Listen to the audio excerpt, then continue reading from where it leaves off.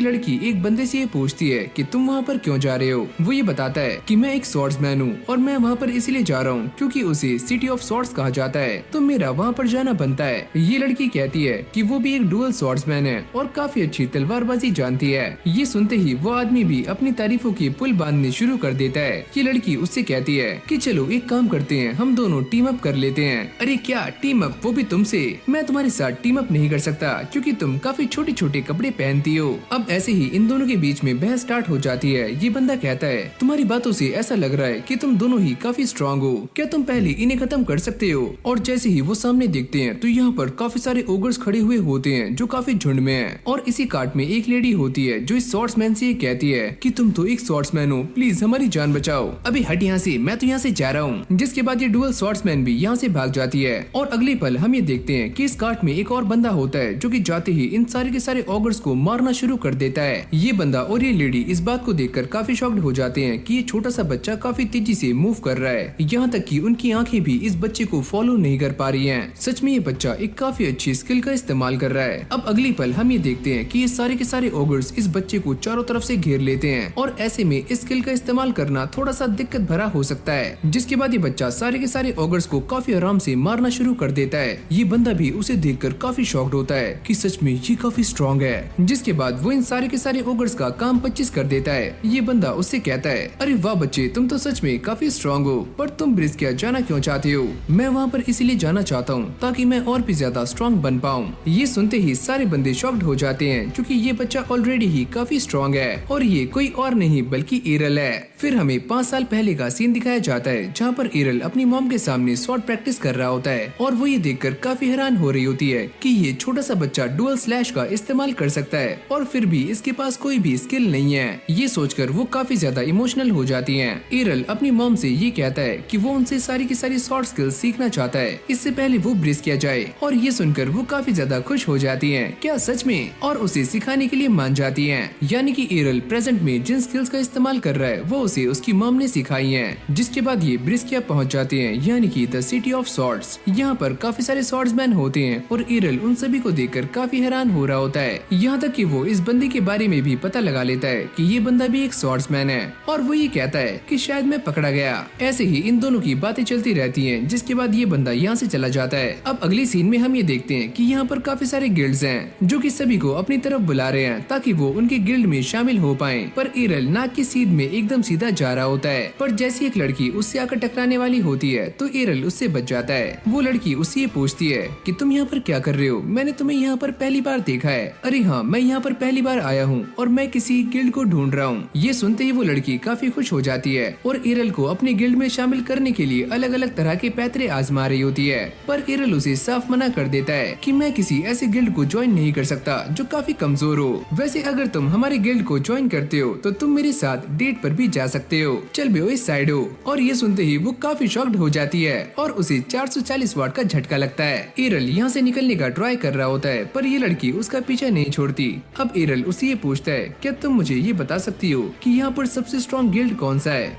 मेरे ख्याल से उसका नाम है ब्लैक सॉर्ड, जिसके अंदर काफी खतरनाक मेंबर्स हैं। ये सुनते ही एरल उस गिल्ड को ज्वाइन करने के लिए यहाँ पर आ जाता है। वो ये देखता है कि यहाँ पर काफी लंबी लाइन लगी हुई है, यानी कि ये सारे के सारे बंदे उसी गिल्ड को ज्वाइन करने के लिए यहाँ पर आए हुए हैं। अब एरल की बारी आ जाती है। ये बंदा उससे पूछता है बताओ बच्चे, तुम्हारी क्लास कौन सी है? मेरे पास कोई भी क्लास नहीं है तो तुम इस गिल्ड को ज्वाइन नहीं कर सकते। यहाँ पर बस वही स्वॉर्ड्समैन आते हैं जो काफी स्ट्रॉन्ग होते हैं, तो तुम यहाँ से जा सकते हो। ऐसे ही वो अलग अलग गिल्ड्स में जाता है पर सारे के सारे गिल्ड्स उसे लेने से मना कर देते हैं क्योंकि उसके पास कोई भी स्किल नहीं है। वो बैठे हुए ये सोचता है कि लगता है मुझे अपनी मॉम के ही लेटर का इस्तेमाल करना होगा। पर तभी वो लड़की दोबारा से यहाँ पर आ जाती है और एरल से ये कहती है क्या अब तुम हमारे गिल्ड में शामिल होने के लिए तैयार हो? अरे यार, तुम तो पीछे ही पड़ गई, एक नंबर की चिपकू हो। वो उसे मनाने का काफी ट्राई कर रही होती है कि एरल किसी भी तरीके से उसके गिल्ड में शामिल हो जाए, यहाँ तक कि वो उसके सामने सर को भी झुका लेती है। पर एरल यहाँ से गायब हो जाता है। वो फाइनली इस गिल्ड को ढूंढते ढूंढते यहाँ तक पहुँच जाता है। वो लड़की दोबारा से उसके सामने आ जाती है और उसे ये बताती है कि ये वही गिल्ड है जिसके बारे में वो बातें कर रही थी।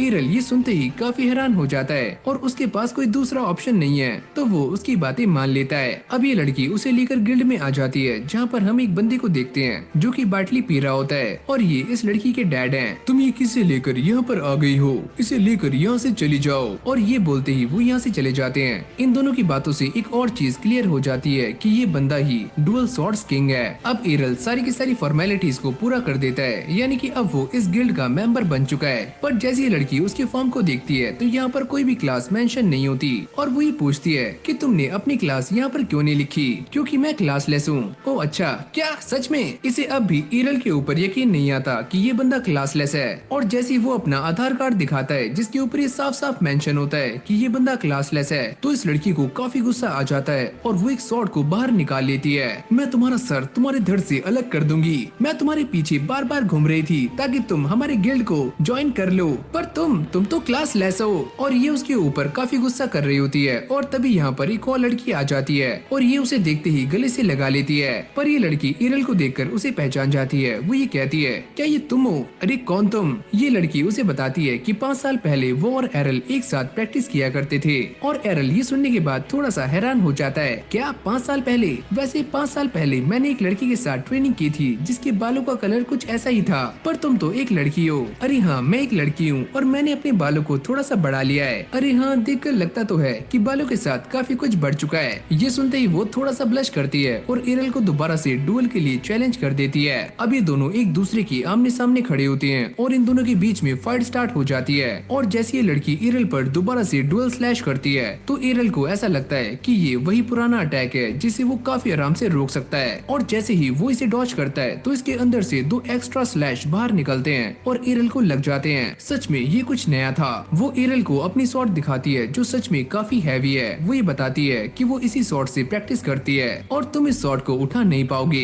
एरल उसकी सारी बातों को काफी गौर से सुनता है। ओ अच्छा, तो ये बात है, तो तुमने मुझे अपनी ताकत दिखा दी है, अब मेरी बारी है। ये सुनते ही वो दोबारा से एरल पर अटैक करती है, पर वो उसके सामने से गायब हो जाता है और अचानक से उसके पीछे आकर उसके ऊपर अटैक कर देता है। ये देखकर वो काफी हैरान हो जाती है कि तुमने ये कैसे किया। एरल उसे बताता है कि वो एक आफ्टर इमेज का इस्तेमाल कर रहा था और मैं तुमसे काफी आगे जा चुका हूँ, तो तुम मुझे मार नहीं सकती। अब वो एक एक करके इसके सारे के सारे अटैक्स को काफी आराम से डॉज कर रहा होता है, जिसको देखकर ये काफी हैरान हो जाती है कि इसकी स्पीड सच में काफी तेज है। एरल भी उसके ऊपर एक के बाद एक अटैक्स कर रहा होता है, पर ये लड़की टच से मस नहीं होती और फाइट करते हुए ये अपने बारे में बताती है और इसका नाम है रेनर। वो ये नोटिस करता है कि इसकी जो डिवाइन प्रोटेक्शन है वो काफी ज्यादा सॉलिड है और वो इसके ऊपर एक जोरदार अटैक करता है जिससे रेनर एक ही झटके में हार जाती है। लिलिया भी उसकी हेल्प करने के लिए यहाँ पर आ गई थी। एरल उससे कहता है कि भले ही तुम मुझसे हार गई, पर तुम पहले से काफी स्ट्रॉन्ग हो चुकी हो। ये सुनते ही रेनर यहाँ से भाग जाती है।